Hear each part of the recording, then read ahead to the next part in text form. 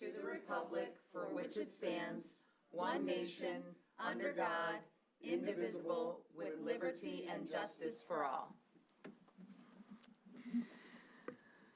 May I have a motion to approve the agenda? I move we approve the agenda as presented. Thank you. Is there support? Support. Any discussion? All in favor, please say aye. Aye. Any opposed? The agenda passes. Next, we have our new certified staff and administrative candidate introductions with Drew. Good evening. Thank you. I am filling in for Mr. Weldon this evening, so wearing the HR hat, but I am very excited to bring to the board two certified recommendations for hire. Our first is certified staff, Ann Oliver, who is coming to us from Weber Elementary. She will be filling in as one of our new special education teachers and comes to us with a plethora of experience. So we're very excited to welcome Ann to the Dragon family. So Ann, hello, welcome. Hello. Thank you. Yay. All right. And then I'm also excited to bring forward Misty Lyon, who is being recommended for hire as our new transportation supervisor. This is a position that we are reinstating. Misty comes to us with a wealth of experience, most recently in Millington with Millington Community Schools. So she's had a chance to come in, very impressive with the interview committee. So very excited to welcome Misty to the Dragon family. Awesome. Welcome. Thank you. Okay, thank you. Welcome. Next, we have learning highlights and communication updates with Mark. You got to tell them they don't have to stay. Oh, right. That's right. I'm sorry. Are there cookies today? Yes. No cookies, just for the kids. We would love to have you stay. Yeah, I know that you want to see my first performance as running a board meeting. However, you're welcome to leave if you'd like, and thank you so much, and welcome to the family. Yeah, Thank you're welcome. you. Okay, Mark. Thank you very much, Heather. Sorry, I got the thing. There we go. It's fun run season, as we've talked about. The Blanche Sims had theirs, and they raised $28,000.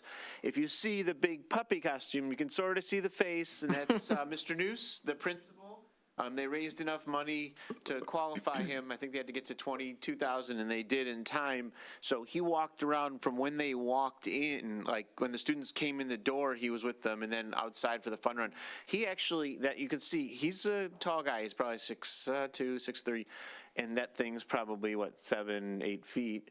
He ran around the circle in that costume and didn't fall over, so I was really impressed with that. So that was a fun one.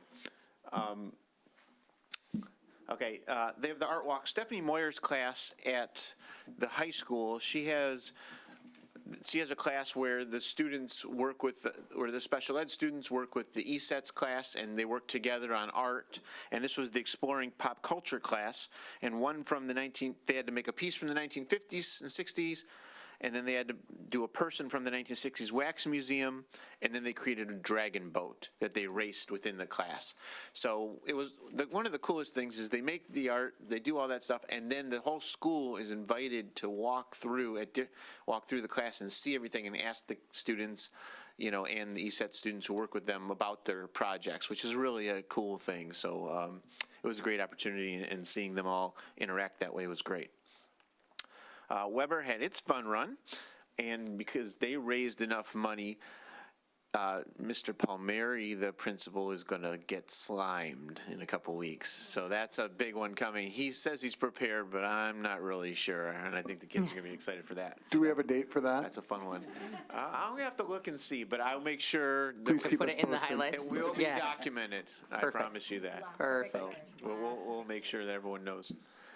The walk and bike and roll to school day was this past week, and Stadium Drive, and Gretchen Hines always makes that into a great event. Even there's a lot of students there, but weather wasn't great, so a lot of them drove, and then they walked. She makes sure the parking lots are open. She has the band there and the dragon, and the kids are really excited. Some of them still, even with the weather, were on their scooters and their bikes and stuff like that, just because it happens once a year, and they really want to do it. And the band really adds a lot. The high school students marching band, come over there and make it into a whole scene. So that's a pretty cool thing. The Warrior Dash. Mark Russell plans it, and at Orion Oaks, he's the gym teacher there, and at Orion Oaks, all the way around that huge area that they have, beyond the playgrounds, the play fields, they had all these things. They're climbing through things, they're climbing on things, and they're pretty much everywhere, the students. And they all had bandanas, and they had colors and everything, so that was a lot of fun. The Lamp of Learning, those of you who were there, Walden and Oakview had theirs, and it was really another great event. It continues. The fact that it continues is wonderful, and your support of it really is meaningful. We heard a lot from families, how much it means to them and everything. So it's a great event, obviously. Boo Bash, Christine Kuchin, who's the teacher who always helps the students who want to volunteer. She organizes them, and I've talked to you about this before, and she takes them to these different community events, and this was the Boo Bash from the township, and the students interacted. They volunteered in costumes, they ran games, passed out treats, and helped where they were needed. It was a great night on Friday night. At Stadium Drive, they had an author and an illustrator visit. Kristen Reminar was the children's author, and Matt Faulkner, an illustrator, visited, and Matt Faulkner did a tutorial with the DK kids afterwards. So he drew and they tried to mimic, and that's them up in the corner, trying to mimic what he did. Next is the Little Library. This is at Stadium Drive. An LHS student named Lincoln made this he created, as his Eagle Scout project, he made this little free library, and it was really nice because it was meaningful to a family, who, a former parent there, and so it's going to be something that is there and everyone gets to see and interact with, and it's a lasting reminder, of Stadium Drive. So that's a really special thing for the school. The marching band, they're getting into their serious season. They've been working on their show all year, and they've been great, including this year. They actually won the Great Lakes Invitational Contest held on October 11th at Plymouth Canton Educational Park, and they competed against 600 bands in first place honors, so they're 2 points ahead of second place Novi, and they got the caption awards for outstanding music, outstanding visual, outstanding general effect. This weekend, they're going into even though they didn't compete last weekend, which would be a disadvantage because we had homecoming and the kids got to go to homecoming, they still are ranked third because they've had such an impressive season going into this weekend's regionals. So after this weekend regionals, the results will come in, teams will be slotted, and then November 1st will be the state finals at Ford Field. And where you're slotted actually ends up making a difference because it's the positioning of where you perform. It's going to be in the evening. I think it's 5 to 7 are the Division I performances. So if you want to go to Ford Field, a week from Saturday, that's a really cool event. And today, Sources of Strength had their peer training. Kelsey Fisher, Kathy Schrock had games all day and events to try to teach the peer leaders as they promoted mental wellness within the school community. I think that those who were there really interacted with it. I was over there and I saw quite a bit of impact even on a lot of freshmen involved there who were the peer leaders and learning about it. And I think that it was a small group of students, maybe 30, 40, 50 students, but the idea is that they learn and then they become ambassadors throughout the school and help their fellow students, when they're needed, and create that support. I think, the idea of the mental health support and the suicide awareness began with Marion Giannopoulos, our former superintendent, probably a decade ago, and it's been something that's continued, and the staff have really taken it on, so it's really an important and valuable thing. We don't have any photos, but this afternoon we hosted the Pumpkin Invitational for many middle school. Drew was there. There was hundreds and hundreds of middle school students and parents to match. So and they were going in the rain and muddy and everything. And our unified soccer team competed and finished its season this afternoon in the rain, hosting Royal Oak this afternoon too, which was real. And so we'll have some pictures to show you in the future on that one. So, any questions, Heather? Any questions for Mark? No. Great. Thank you, Mark. Thanks so much. Okay. And next we have our first presentation, which will be the LOHS leadership class. I'm so excited to welcome our team from the high school. Great to see you this evening, so we appreciate you guys being here to provide us with some updates.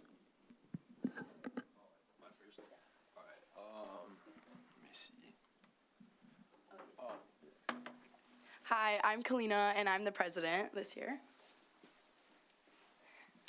My name is Vikram Patil. I'm the vice president. Braden, the treasurer, is not here today with us, but he handles all the money. And then I am Joseph Gonzalez. I'm your community public relations officer. And then my name's Peyton, and I'm the secretary. All right, so our first committee to kind of handle and kick off the homecoming week was advertising and the decorations. The decorations was kind of a team effort from all of our leadership class, but the advertising is what I oversaw. And we're tasked by promoting all of the Lake Orion leadership events, and we helped set up the morning of homecoming to make it, the homecoming dance to make it what it was. And the turnout was great. We had a great time, and things looked really well. And there's some photos over there. The last two were some of the decorations that we had put on, and then the one up there on the left is all of the signs we made for our Spirit Days, which we'll touch on a little bit later. So LO Lotto is a committee that we have, and they go out to lunch every Friday, and then we have theme days that students can participate in. And if the students are wearing the theme, then they get a raffle ticket and a chance to win prizes. But the cool thing about first quarter is during homecoming week, we have different dress-up days, so it just helps our school spirit overall.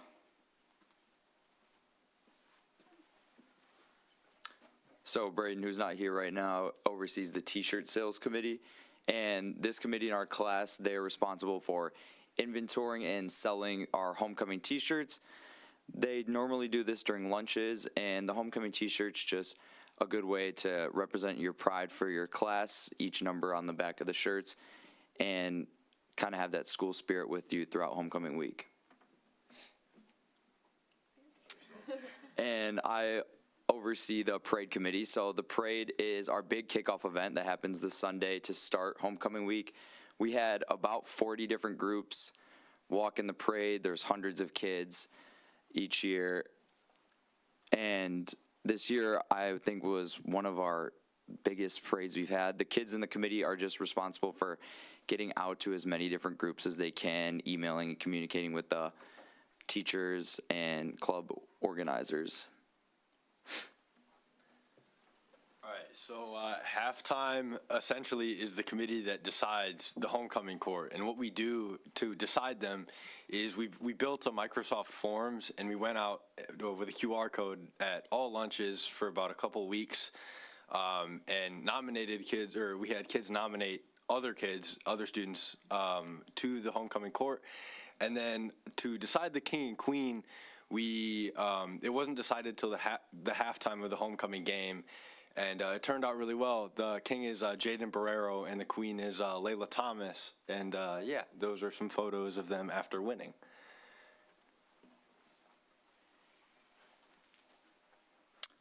All right, so every year we have our Powder Puff game. This year we had over 200 participants buy jerseys for the Powder Puff game. Now, what made this year's Powder Puff special is that we actually took the money, which the tickets are bought on GoFan just like any other sporting event is, and we could take that money and we were able to donate a big check, $1,200, to the Little Victor-thon, which is Mott Children's Hospital fundraiser. Okay, so activity night is an event that takes place not every Sunday, the Sunday before homecoming week, shortly after the parade, and students can sign up to participate in various games and activities that are created by the committee.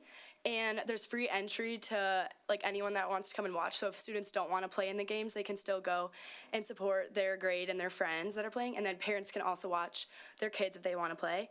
And it's just a great way to kick off homecoming week and bring together the school. All right, so ticket sales, the overseer Braden, he's not here right now, but his job was essentially to build the graphic for the ticket itself, and then his committee went out at all lunches and sold tickets to the students. We do them through Squarespace, which is like card reading and Apple Pay and all those things, and also cash. But what they did is they kept documents with all the ticket buyers through Excel and through guest forms to keep track and be really organized to run the dance well as the first step to kind of get there. Okay, and then Pep Assembly took place on October 17th, and it was the Friday before homecoming, and it's an assembly that we have at the end of the day to recognize our fall sports, and we also saw performances from the cheer team, the dance team, band, and choir, and we also played engaging games with the student body, and it just gets our students excited for the homecoming week, and it wraps up the end of the week. And that's it. Thank you. Any questions or comments? Thank you so much, guys.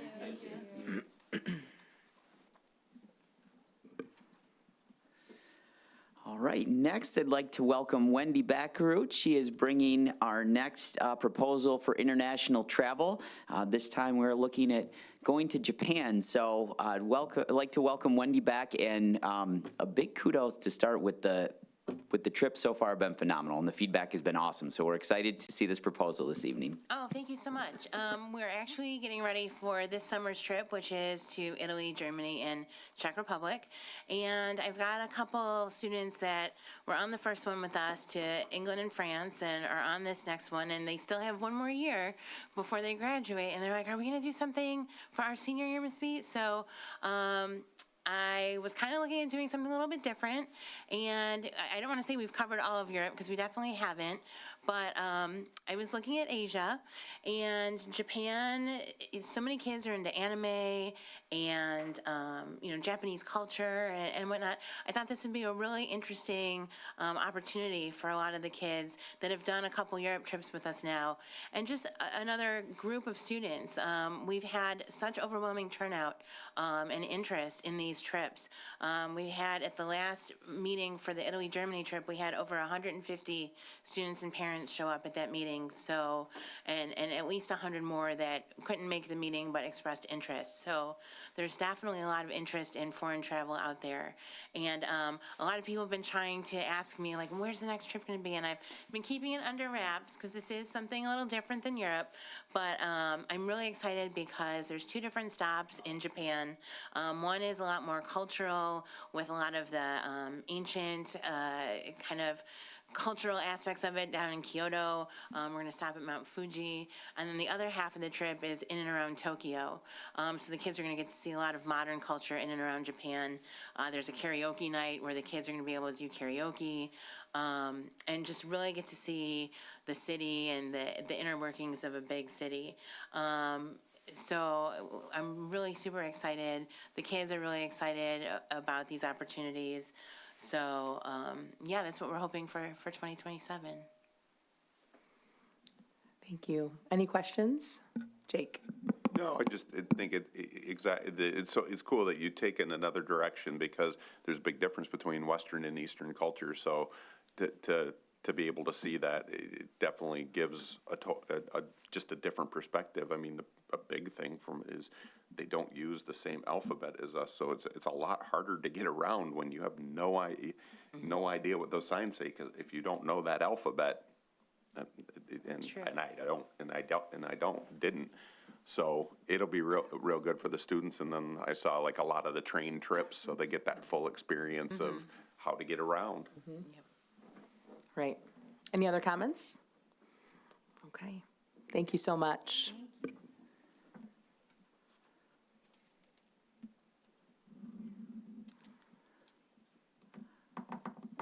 All right, and the last presentation we have this evening, we have Carrie Anderson here with us tonight, and we are excited to bring forward our beginning of the year data presentation. And so I know we had shared the presentation previously in our board packet, and what I'm excited to share this evening, and what Carrie and I are excited to share is that to make an overall statement in looking at our student achievement, we're pretty happy with where we're going, and excited to share some of the details and answer any questions that you might have. So, Carrie, welcome. Thank you. We're going to start this evening. It's kind of a lot of slides, so Julie, it's not working. With state testing, so again, this will be, you can go ahead to the next one, Julie. I think it's working now. Okay. Third third grade M-STEP, so this is what the students took in the spring of '25, and we got the results late summer, August, early September.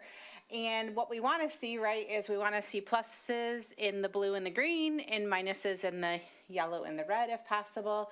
So overall, you also have something we put in here that we haven't in the past is how we compare to other districts in Oakland County. So the first bar is how we did and LOCS did with ELA, and then how Oakland County did overall as an average. So you can see that we are outperforming districts in Oakland County, the overall average of what Oakland County is. So that is pretty good. Our green went up there. Math looks good. We definitely saw math increase in all areas, I think you'll see, which is great because we had that math implementation of Bridges starting last year. So we were happy to see some increase in that. And you guys can just stop me if you have questions on any slide, because there's a lot of slides today. Go ahead, Susan. Carrie, maybe we want to explain, I know we talked about this in curriculum committee a little, the parentheses. Not in this one.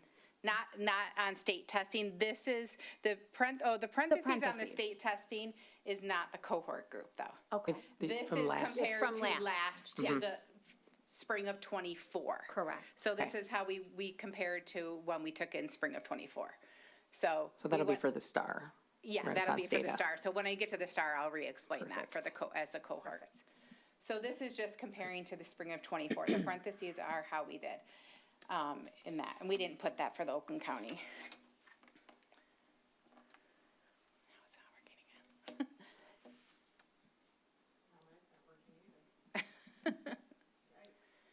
Where am I? Oh. There we go. Okay, fourth grade. Overall, it looks pretty good. We went down just a slight bit in the green, but we went up in the blue. And then both of our yellow, I mean, pretty consistent with where we were. So we were good with that. Our math, you can see, went up overall in fourth grade compared to the year before. So we were very happy with that. Again, outperforming the average of Oakland County in fourth grade. Try it again. Okay. Oh, I skipped one. Oh, we went back. You already did it. Okay. This is ELA and math for fifth grade. Again, we had a little little decrease here, but nothing really to be concerned about in ELA. But overall in math, we were pretty stagnant. Went up a little bit. Our yellows did go down quite a bit, but we did have a little bit of a red that went up. And we want M-STEP. We're looking, if you're at 20% or below in the red, that we're happy with that. That's pretty good. So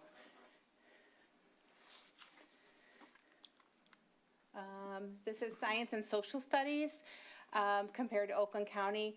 Science, looking at it, we still have some work to do. We are always, when you implement science, you always have all that, the teachers are right on it, and now I feel like some of them might be lax, so we're pushing a little bit more science this year.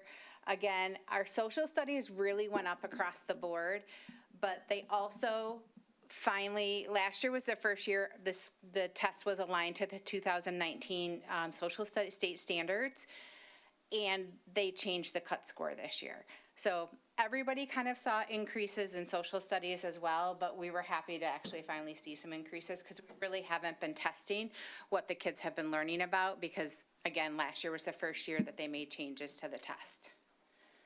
Could you elaborate briefly? So you mentioned pushing more science and that you use the word lax. So could you just elaborate a little bit on how that looks in the classroom as far as when we say we're trying to really focus on math and get our math scores up, so does just you only have common so sense many say minutes that, in a day, right? So essentially it's like this, that the scores are kind of trying to help determine in the classroom what that looks like? Yeah, we spent a lot of time on Bridges, right? Right. Because we had to, so no matter what, you're gonna, as much as we try and say on paper you have this many minutes in a day, we would like you to spend this many minutes on ELA, this many minutes on math science.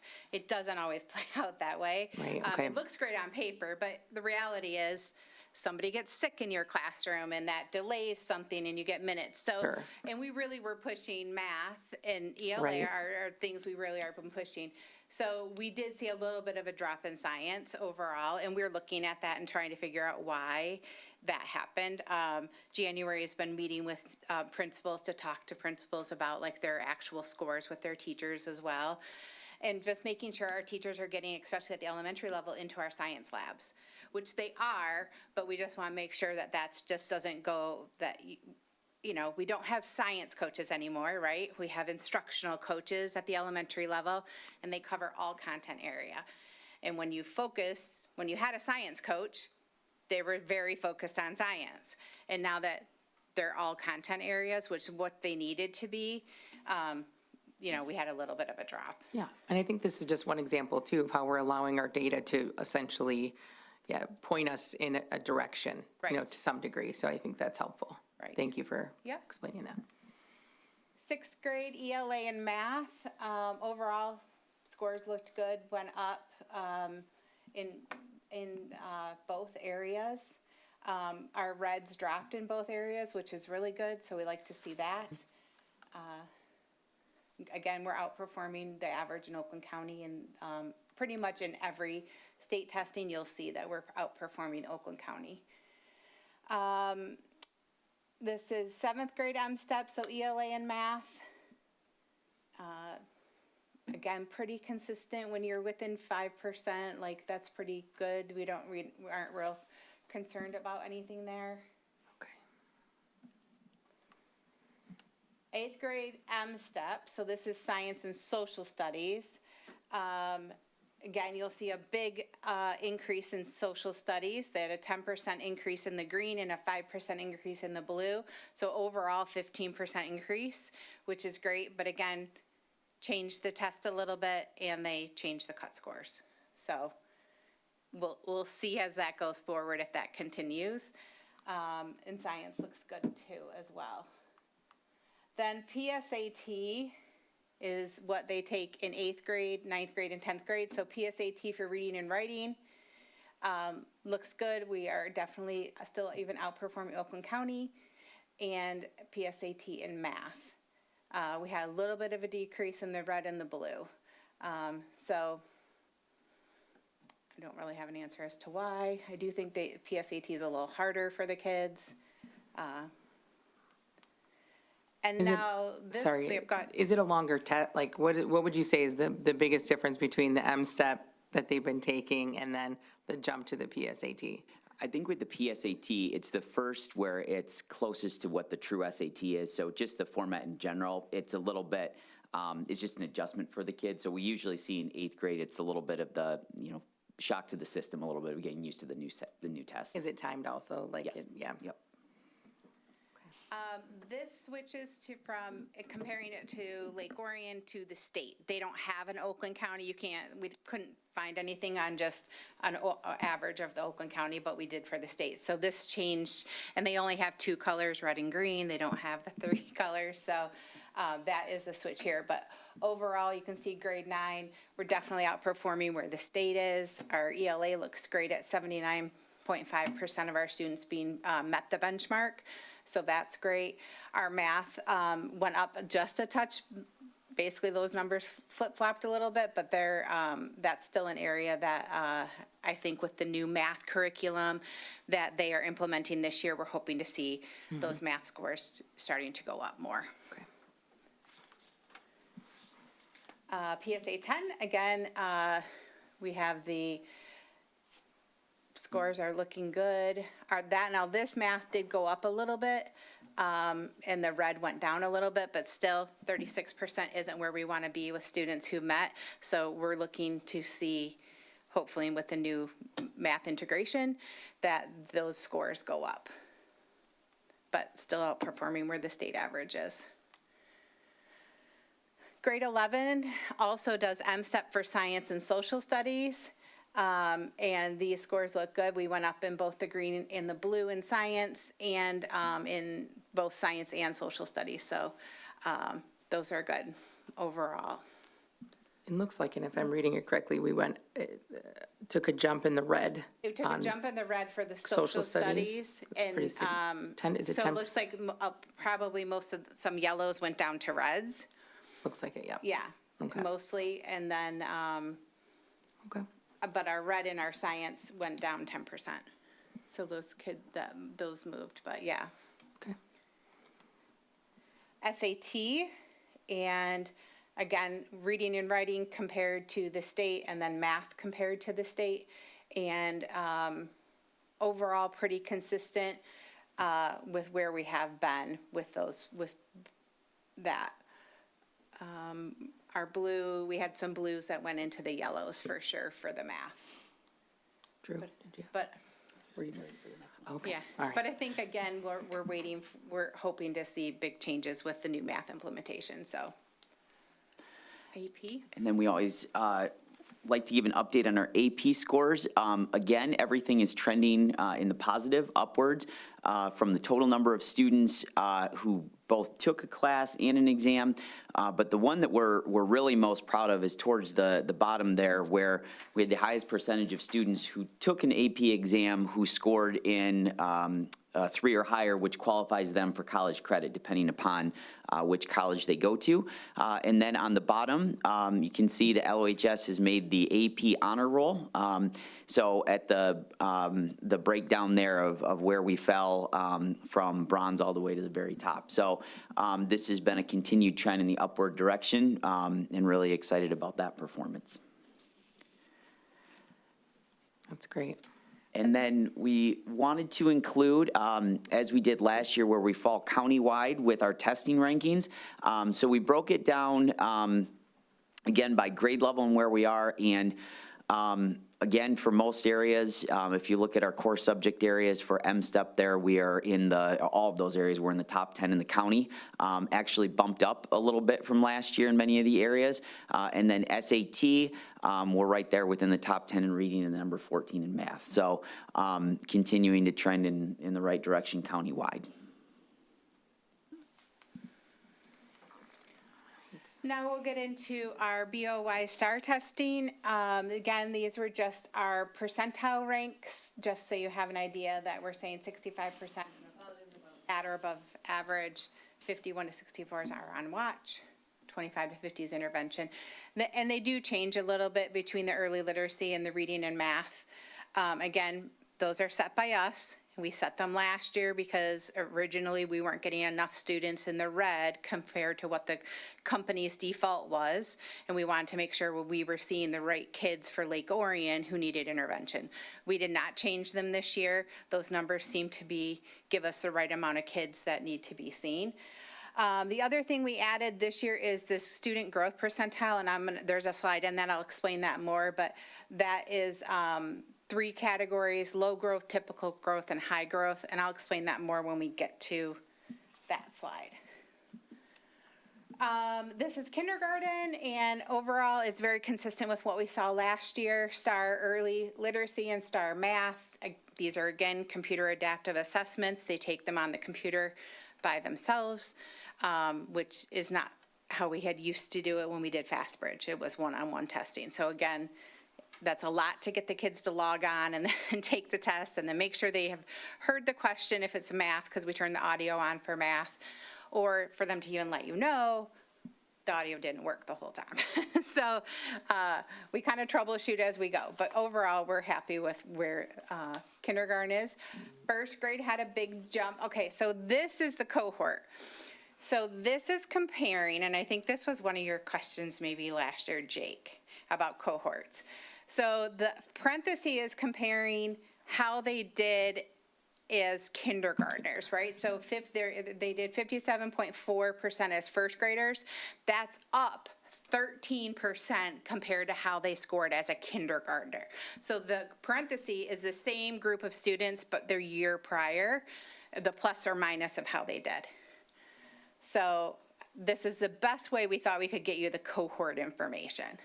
So, and I did look at the scores overall, and our scores were pretty consistent with how we scored just in first grade in general last year compared to this year. They're pretty consistent with scores. So we thought we would put the cohort here. So 13%, 15% jumped up from kindergarten to first grade as well. So again, ELA great, 9.7%. That's a great number. Math has a little bit higher, but we're still, I do think the math is a little bit more challenging on the computer for the students in first grade. So we keep watching that with them, figuring out how can we, do we need to do anything differently. Second grade starts, they have CBM. There is no cohort here because the students don't take CBM in the fall of first grade. So we'll get a cohort group when we give you the MOY score. CBM is fluency, how fast they read in a minute, basically, is, yeah. And the CBM score, we've talked about this before, is really a really good predictor of how well kids will read. So we're doing really well with these kids, but there is no cohort for that right now. Overall, I think our numbers are pretty good. We didn't see anything that we were super concerned about. We've been able to pick up all students who need support in all grade levels with no problems. And I know Andrea will talk about the budget, but one of our grants didn't get, that we normally get, did not get funded. So we are down a couple of interventionists because we aren't going to be able to replace them. But all kids who need to be seen are being seen. Third grade, some good gains. Again, we like to see the minuses in the red. That's where we want to see the minuses, well below 20% in third grade. That's great. That means we can start to see some of the kids who are in the yellow, which is what we will, want to see, some of those kids, see if we can't boost them up. Interesting, though, that the cohort performed exactly the same from second grade to third grade. Fourth grade, star reading looks great. Again, went down in the areas we want to go down, up in the areas we wanted to go up in. They performed a percentage, I guess, worse this year, but nothing that we're concerned about.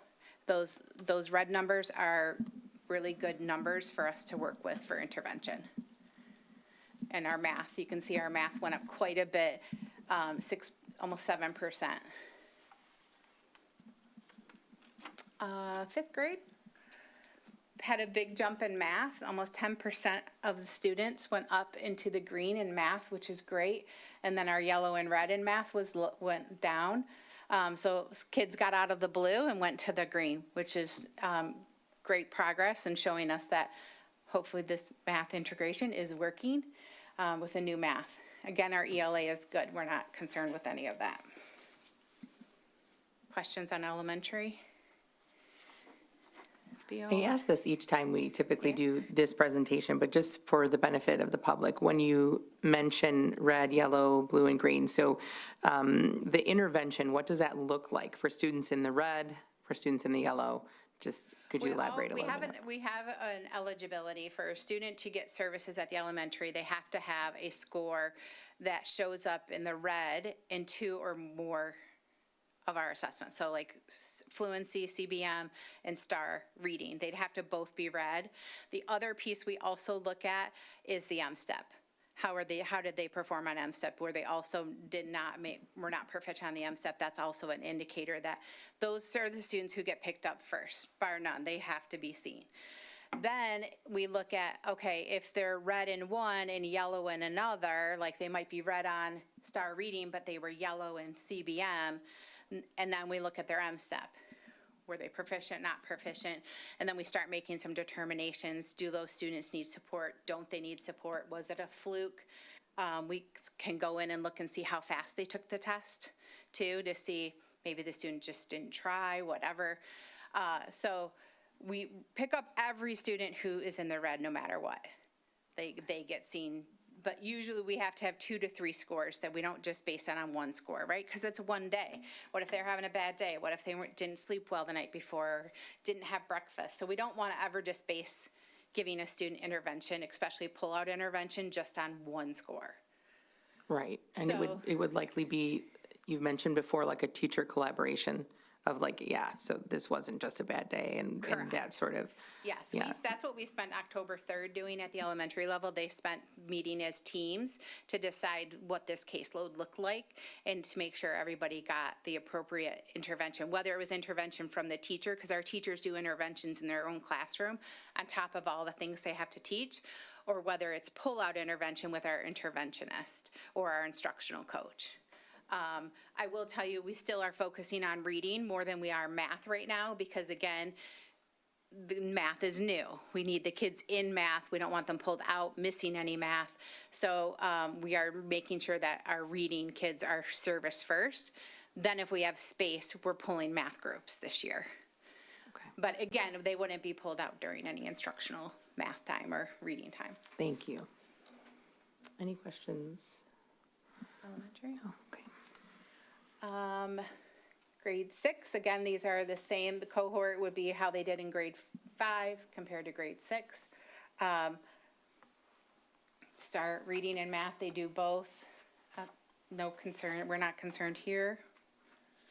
Everything looks pretty good.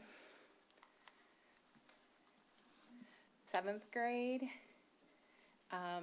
looks great. We had a little bit of a increase in the yellow.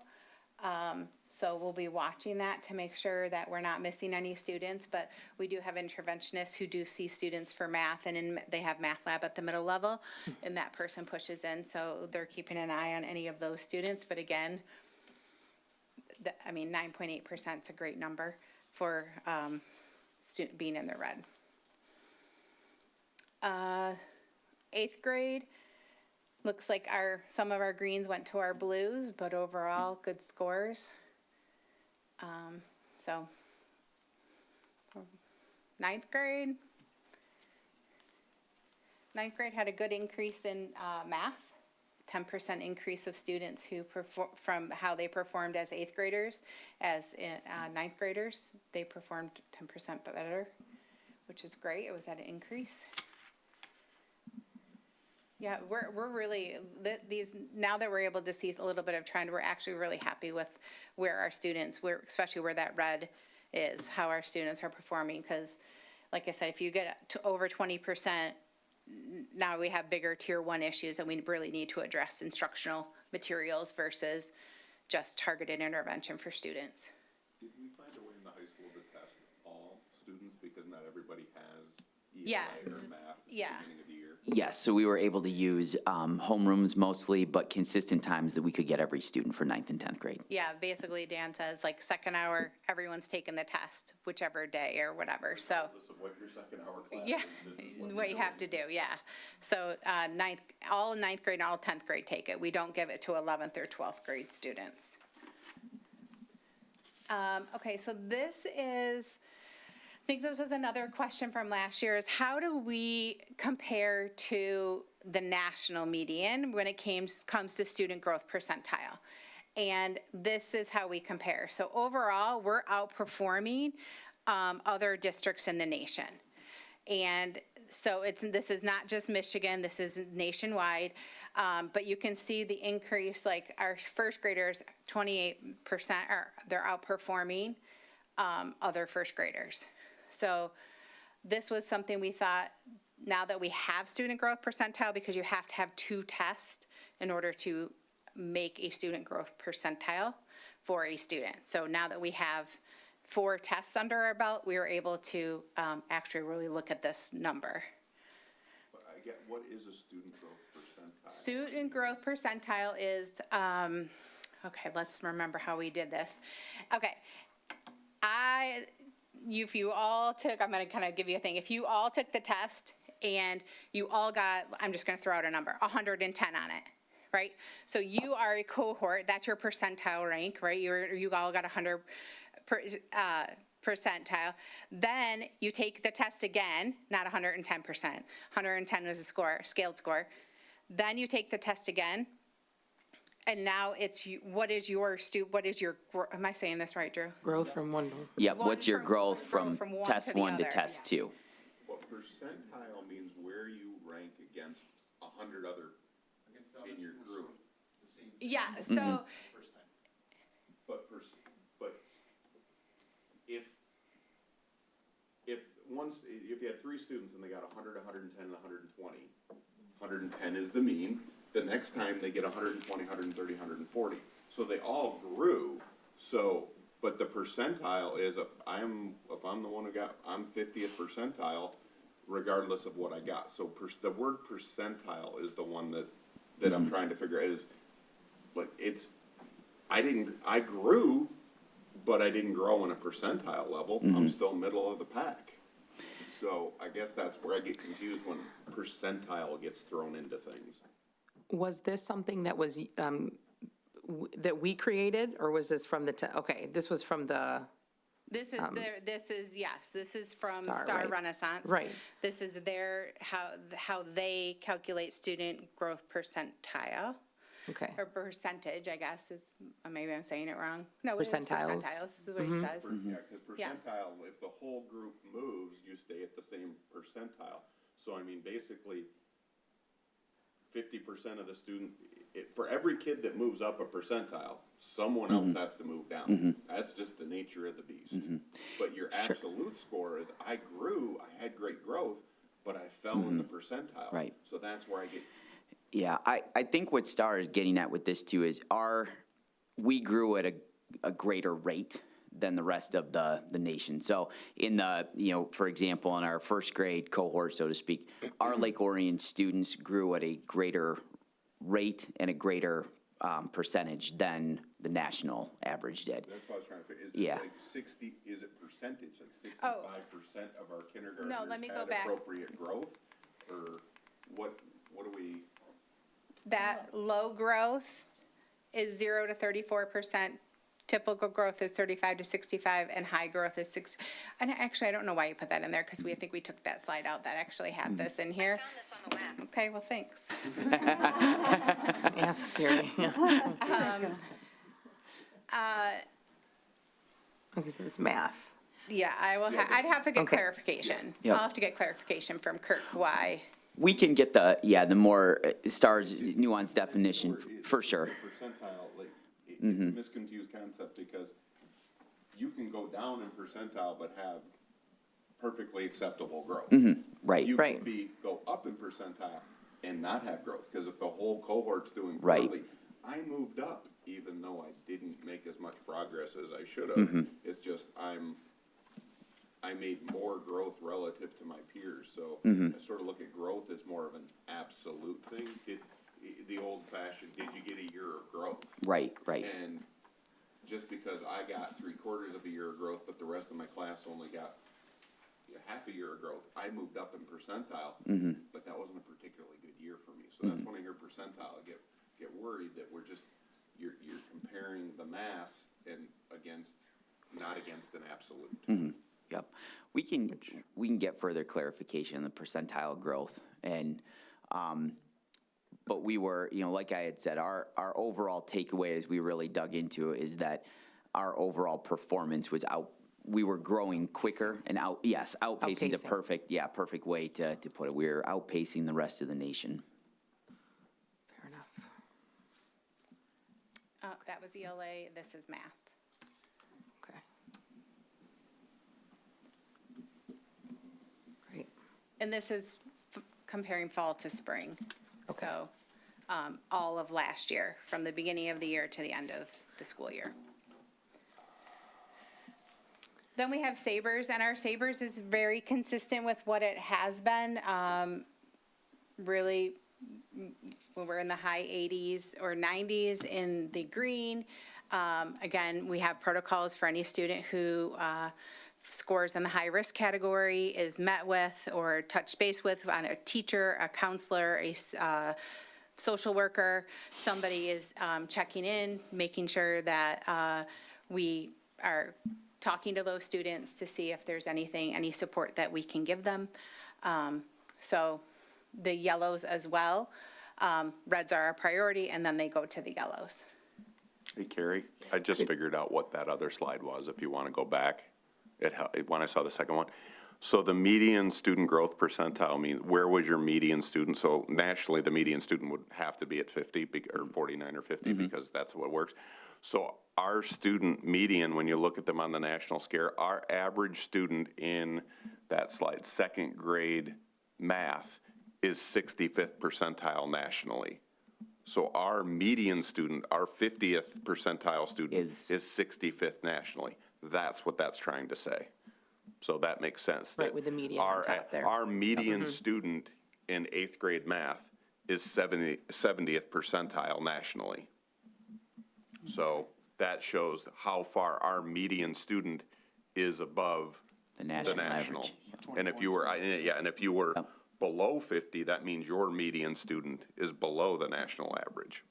So, so it is truly, what is an individual student's student growth percentile, then you take the median of all of our students. So now it makes sense. Thank you. Okay, thank you, thank you, Good. Jake. Maybe you can do this next I time. was gonna say, if you wanna step on up. It's just a math, it's just a math thing. I mean, that's, I'm known as the numbers guy. Okay, this was elementary. This is the My Sabers, which is the one that student takes, and they take it in 4th and 5th grade, as well as middle school and high school. So this is how they are. Our 4th graders are feeling really good. Our 5th graders, you know, they're still top of the food chain now, so they start to have some little bit of anxiety about, you know, this is their last year in elementary school. But overall, our scores are great. Like, we can't be happier with those right now. Middle school, they're in the 90s. They're loving school. Again, this is assessment they take themselves, not something the teacher does. So they are feeling really good. We have very few kids that would need to be even checked in on, so that's great. High school, so we have 12th graders do take this as well, so not surprising if their score goes down a little bit as seniors, because we look at their seniors, right? They're nervous about everything that's coming. But our 9th graders are really positive about themselves. Almost 95% of them are feeling good about high school and school in general, so that's great. Questions on the My Sabers data? I think that's I mean, that speaks to, I've always been, we do a really good job, even like we talked about doing the middle school lamp of learnings at the high school. You're just destigmatizing the high school, and to see that only 4.8% of students have some risk early in their freshman year shows that some of the efforts you put into making this 2,000 student school not be so overwhelming, and very few of our 9th graders are feeling overwhelmed. That's an incredibly impressive number. Agree. Yep. Then we have some attendance. Do you want to do this one, Drew? Yep, our attendance, this is, we're excited to share, this is the average daily attendance, the 95.3% for the first 20 days of school. This is the highest attendance rate we have had in quite some time, well above pre-COVID numbers. So this is, again, you know, to the point that you just made, across the board K-12, you know, shout out to our teachers and staff who have not only created the environment to get kids excited and to school, but the work of keeping the importance of attendance in the forefront with our families. The attendance committee just met recently this past week, and just talking about continuing to grow that, but really excited about this. To see it up over 95%, that was, you know, obviously the goal is always to hit 100, but 95 was always kind of our benchmark number of if we could get back to that, that was, but again, the same thing, not resting. It's great, but we want to get the other 4.7% there, but really excited about this first piece. The second slide, we went a little bit deeper that we wanted to share with you this year.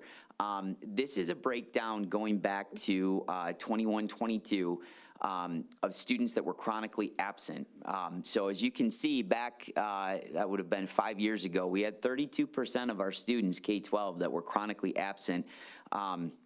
And we have cut that number in half. And so we're now down to 15% of our students that are chronically absent.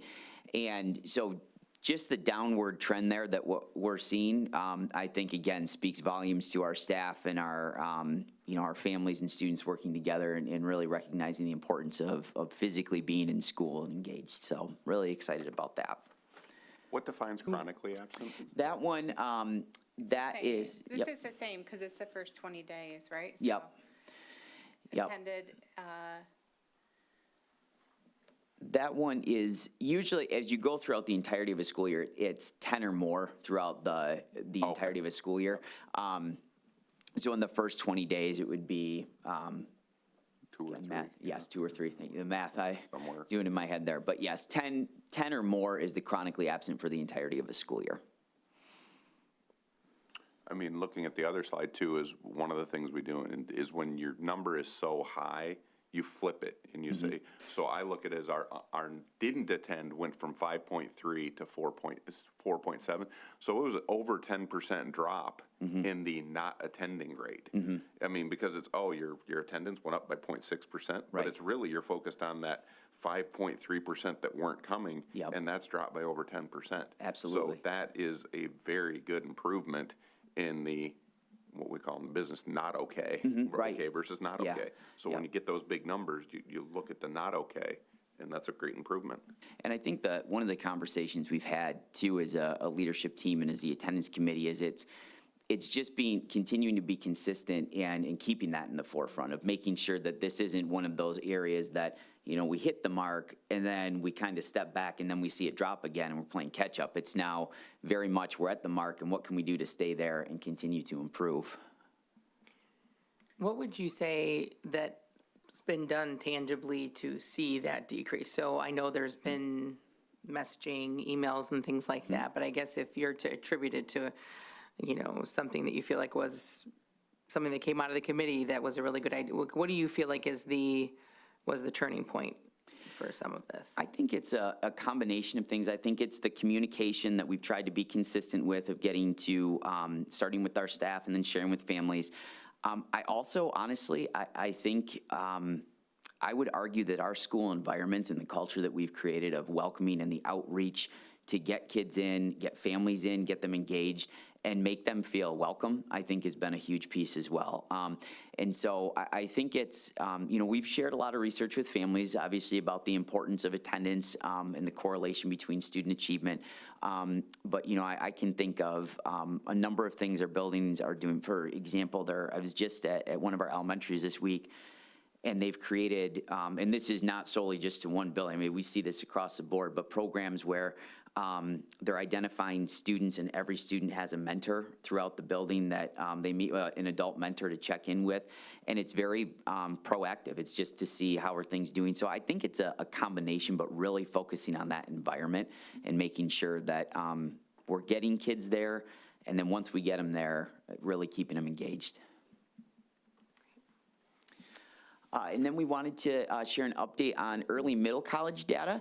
And so this is expanding from last year. So currently this year, in the 25-26 school year, our students at Lake Orion High School will be earning 490 college credits. We are partnering mostly with Rochester, but we have brought OCC into the mix, working with them last year. So we're looking to expand that partnership a little bit. So currently for this year, we have 111 students, and then we have the breakdown there by year. So as you can see, we've got 8 what are considered fifth-year students. They're still Lake Orion students, but their schedule is now primarily working with the college to earn credits. But really excited about this program. The work that Julie Barnes and the high school has done to continue that growth has been really exciting. any questions on the attendance savers? I'm going to share real quickly a little bit of summer school data as well. I think it's important to note that we had 204 students who attended elementary, but 580 were invited, because I'm going to show you some data. I think, Jake, you also asked about how are students doing who declined summer school compared to our students who went to summer school. So we have some of that data this year. 42 middle school students came, and we invited 222 middle school students. And we had high school, we had 52 students who took total number of 79 courses. That's either credit forward courses or credit recovery courses. But they can take more than one course, which is why then those two numbers don't match. So this is our students' grades 1 through 9. So basically, these are our current students and how if they maintained or they grew based on the screeners from the spring to the fall. And pretty consistent, I think, with what Cammie and Kate and Taylor shared last year, but our students pretty much, we only have a 4-week program. They have almost a month off before school starts again, and we really are just looking to maintain their skills. We don't have enough time to like close gaps. We'd have to run the program all summer, and we just know monetarily we can't run that kind of a program. So we're really just looking for kids to maintain. So we were pretty happy with these numbers. Overall, students they were well over 50% of them maintained and grew throughout. That was just the kids who went to summer school. Then this is reading, and this is the first column is the grade, the second column is who was accepted the invite, so who attended, and then who declined the invite. So how are those students doing compared? So like in first grade, the kids who came outperformed the kids who declined. Same thing with second grade, the kids who came outperformed the kids who declined. Now third grade, they didn't. You know, you're gonna have some of that again. It's only 16 days. They have a whole month off before I have to take the test again. So, but overall, we were happy with that number of students. The students that accepted are doing better. Look at our fifth graders, 90% of them maintained or grew, which is great, compared to 72% who were invited and didn't.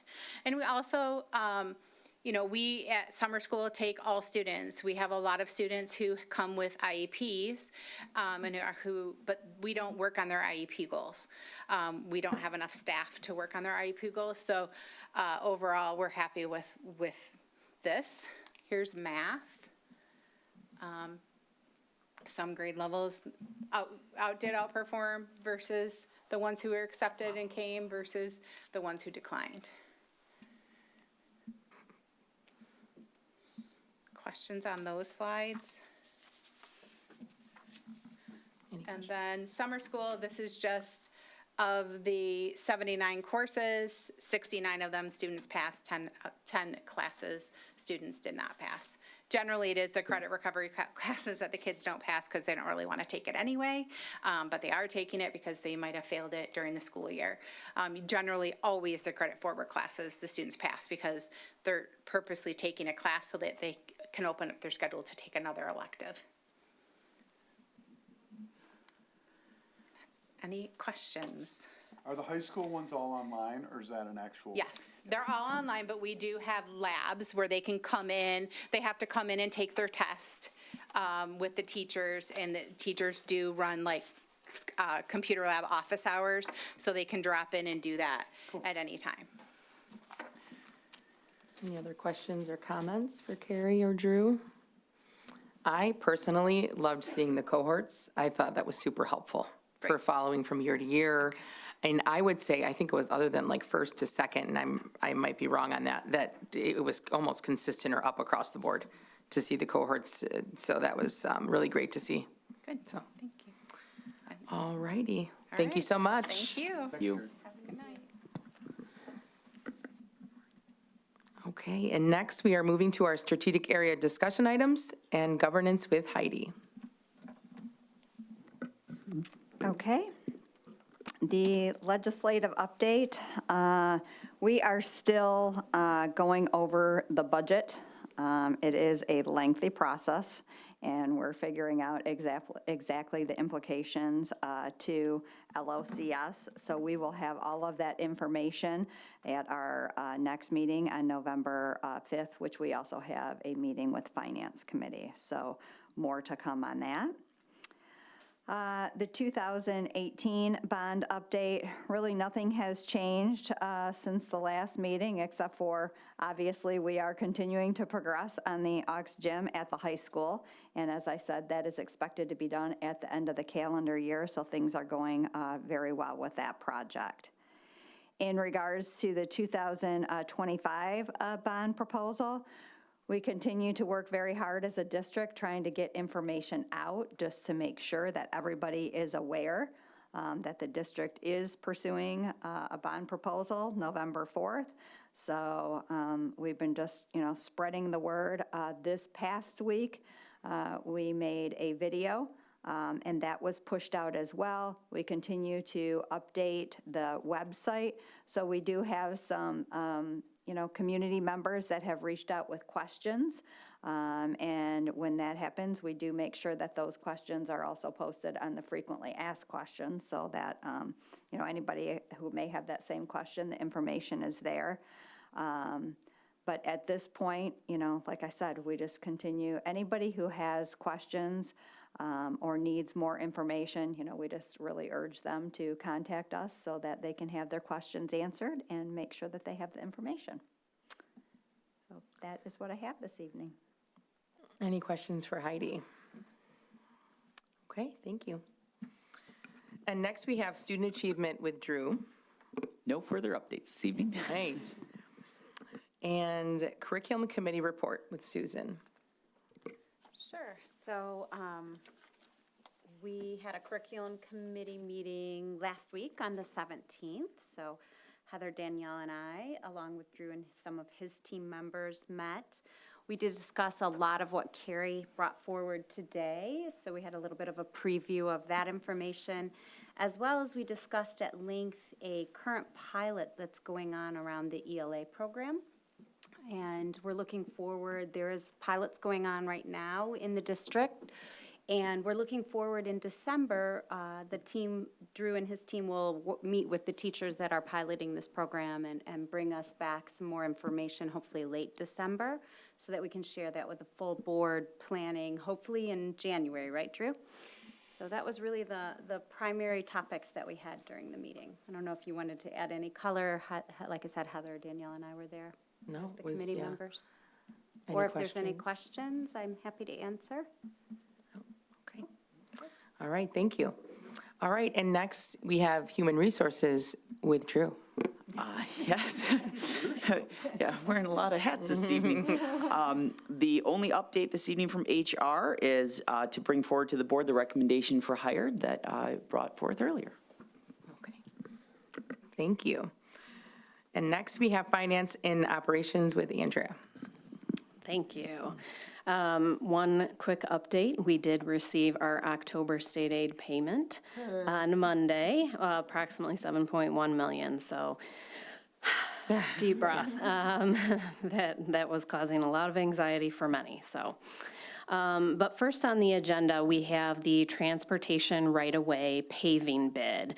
So we are asking for approval of the request to pave it's the north entrance of the transportation building. Architect GMB, our construction manager Frank Rewald, wrote the bid according to standards and specifications of the district, and they were advertised as required, local newspapers, Sigma website, and the district website. Bids were received on October 9th, and we are asking for the approval and authorization to finalize and execute the contract with DSP Constructors for a total of $83,764. This is comprised of a base bid of $53,149 and allowance and contingencies of $30,615. The funding will come from the Series 3A 2018 bond funds. One thing that is very important to note on this is Wes is doing a great job and due diligence to seek reimbursement, whether it be partial or in full, from DTE Energy, because a lot of the damage created here was contractors accessing the power line repairs. That is the same entry there. So at the end of the day, we hope that we will not have to fully fund the full amount, but we did our due diligence by going forward with the bid to get the work done. It's, if you've been there, go slow. It's very bad. Right. Okay. Any questions?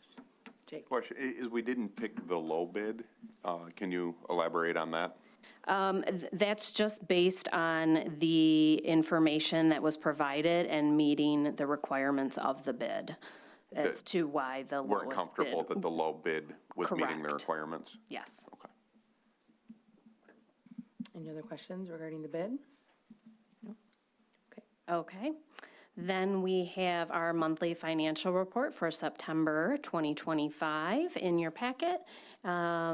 These, again, this is the board-approved budget from June. And as we go through, we note any variances and consider changes that we'll need in the amendment. You do see actual to budget comparisons for the general fund, community service fund, and food service fund. Focusing on the general fund, we've received $2.8 million in revenue to date, which is 2.7%. This does not include the October state aid payment I just mentioned. And then we've recognized expenditures of $5.5 million, representing 5.4% of the budget. Additional schedules include the cash and investment report, cash flow, cash disbursement detail, purchasing card activity, and grant summary schedule. I do want to point out on the cash flow schedule, let's see, page 63, under accounts payable and transfers, you actually see a very large negative amount there. We received a debt payment right at the end of September, so that negative reflects not the full amount, but the amount that needed to be transferred to the debt fund, which was done after September 30th. So I just want to make sure you're aware of that. Any questions? Any questions for Andrea? Okay, thank you. Thank you. I missed that up there, is that okay?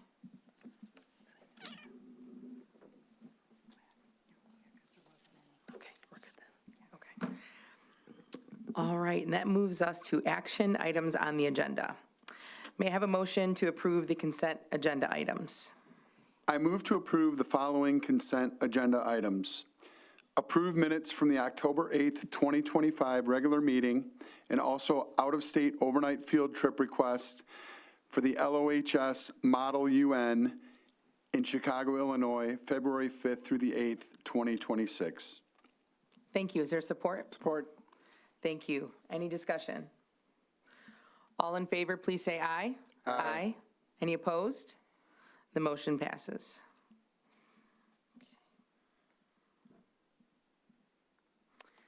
May I have a motion to approve the certified new hire? I move to approve a certified new hire as presented. Thank you. Is there support? Support. Thank you. Any discussion? All in favor, please say aye. Aye. Any opposed? And the motion passes. Okay. May I have a motion to approve the transportation supervisor? I move to approve appointing Misty Lyon as the transportation supervisor as recommended. Thank you. Is there support? Support. Thank you.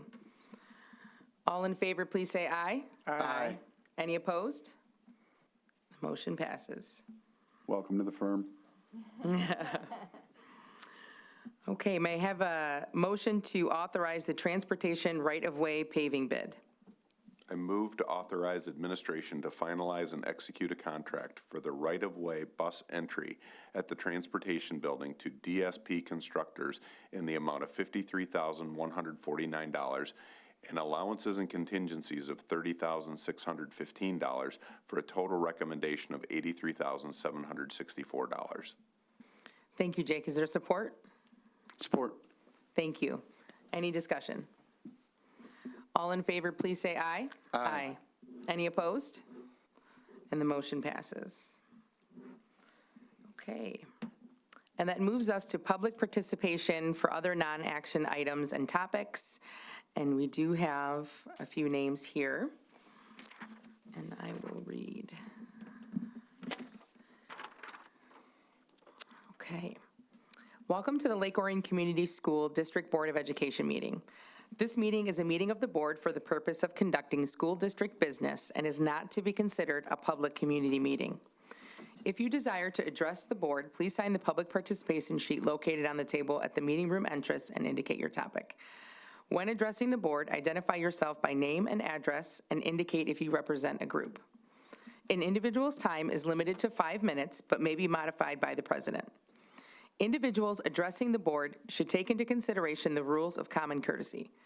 The public participation portion of the meeting cannot be used to make personal attacks against a school board member or school district employee, which are totally unrelated to the manner in which the member or employee performs his or her duties. If the comments constitute a complaint against an employee, the employee must be notified in advance and has the right to request a closed meeting. The board is not obligated to answer questions or make comments in response to issues raised. In general, such issues will be referred to the superintendent. The board reserves the right to establish additional rules or procedures that it deems appropriate. Such rules or procedures will be announced at the opening of a board meeting or prior to the discussion of a specific agenda item. Okay, first we have Amy Cole.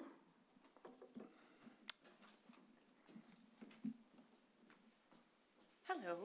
Hello.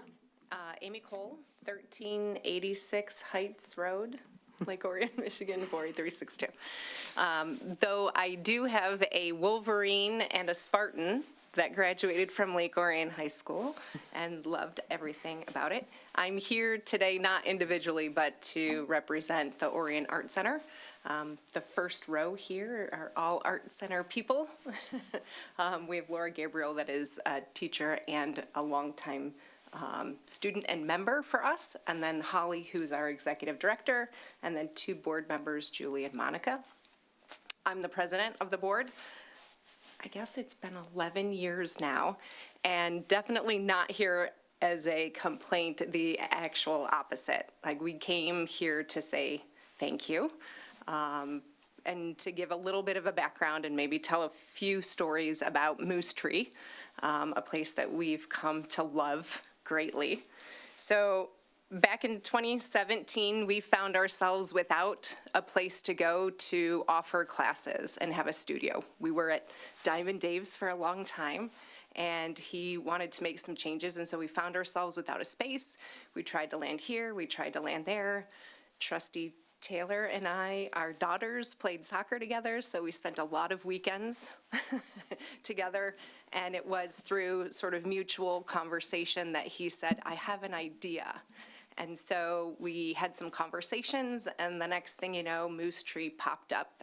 And through a lot of dedication and a lot of opportunity from certainly the school system, we sort of occupied, which was an empty, dark place, Moose Tree, amongst all of the animals and the murals, and had a lot of volunteers come in and help us. And so we started up our studio there in partnership with the school system. And so it's been absolutely wonderful. We can't thank you enough. Obviously, COVID hit. That was a challenging time. And since then, though, this has exploded. I mean, even we're, I think, a little surprised at just how much happens in this space. So we wanted to give you a little snapshot. I don't know if anybody goes there and visits, but there's a lot that happens. And so I wanted to thank you, Holly, for putting together this information, but to give you an idea of what happens there on a regular basis. So we have year-round art studio that does support a wide variety of the community, and the space is used for, and I'm going to read, art classes for children, teens, and adults, offering over 100 classes annually.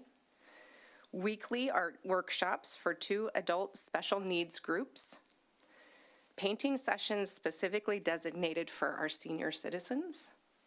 Youth summer camps, including scholarship opportunities for families in need. Performances by local musicians and music students during community art events and exhibitions. Open studio time for our Art Center members, including pottery studio, which is used for an average of 500 hours per month outside of those regular class times. The Pottery Studio is amazing. General member use with over 100 active members regularly utilizing the space. That's anything from a birthday party to, we have all kinds of memorials. We have a lot of things that happen in the space, and so we just wanted to say thank you. We know that there's some things on the agenda that relate to Moose Tree, and we wanted to make sure that you knew that this is a valuable space, not just to us, but to the community at large.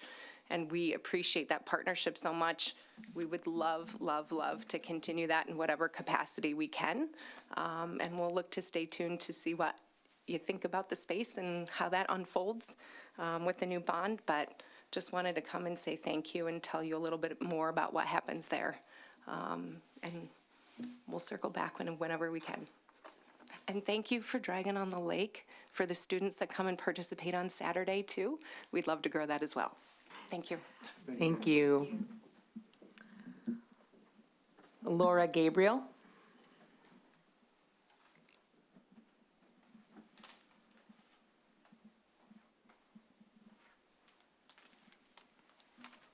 Well, I'm going to be kind of saying the same thing as Amy here. It's so important, Moose Tree, to the community. I am one of the teachers. I teach sculpture, beginning sculpture. So I'll take anybody with an idea or a dream, and I make it happen. But I'm going to talk right. And I would be so disappointed if we lose this resource in this area.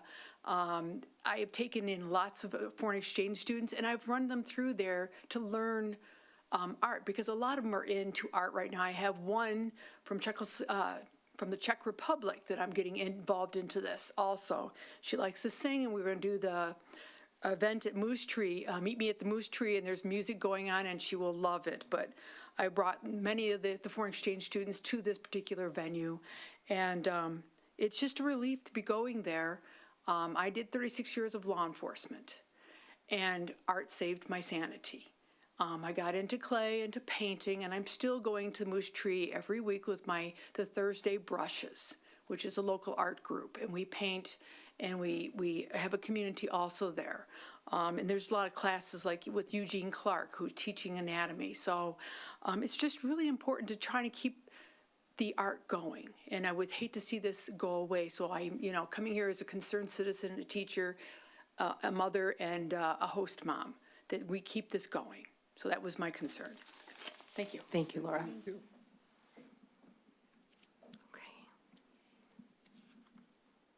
Okay. Thank you. Okay, now recap and next steps. I don't think we have any. The one that we did have, I think Jake took care of. So no homework for us. Thank you, Jake. Thank you, Jake. All right. All right, in closing comments, we'll start with Andrea. Okay, thank you.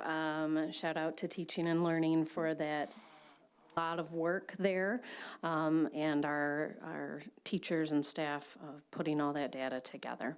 I want to welcome Misty. Very excited to have you. I also want to welcome Anne. I actually know Anne, didn't realize, so that was exciting to see her tonight. And then since we are not meeting again until November 5th, I would just encourage everyone to vote. And if you have any questions, especially on the financial end, I am available. Thank you.